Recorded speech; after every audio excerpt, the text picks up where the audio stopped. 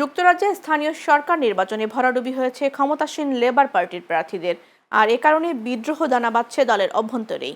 তোপের মুখে পড়ছে প্রধানমন্ত্রী কিয়ার স্টারমার। ইতোমধ্যেই পদত্যাগ করেছেন স্বাস্থ্যমন্ত্রী সহ মন্ত্রিসভার অন্তত 4 জন সদস্য। এমন পরিস্থিতিতে যুক্তরাজ্যের প্রধানমন্ত্রীর পদ থেকে সরে দাঁড়ানোর সিদ্ধান্ত নিয়েছেন কিয়ার স্টারমার। তবে তিনি তার নিজের শর্তেই বিদায় নেবেন। প্রধানমন্ত্রীর ঘনিষ্ঠ মহলের বরাতে রোববার এক বিশেষ প্রতিবেদনে এ খবর জানিয়েছে ব্রিটিশ সংবাদ মাধ্যম ডেইলি মেইল।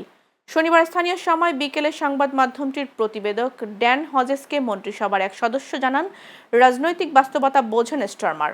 চলমান বিশৃঙ্খলা আর বেশি দিন চলতে দেওয়া যাবে না, তাই তিনি এটা ভালোভাবেই অনুধাবন করতে পারছেন। স্রেফ মর্যাদার জন্য নিজের ইচ্ছে মতো সময়ে পদত্যাগ করতে চান স্টারমার।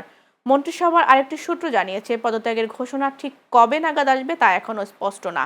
তবে স্টারমারকে এখনই কোনো মন্তব্য না করার পরামর্শ দিচ্ছেন তার কিছু প্রবীণ সহযোগী।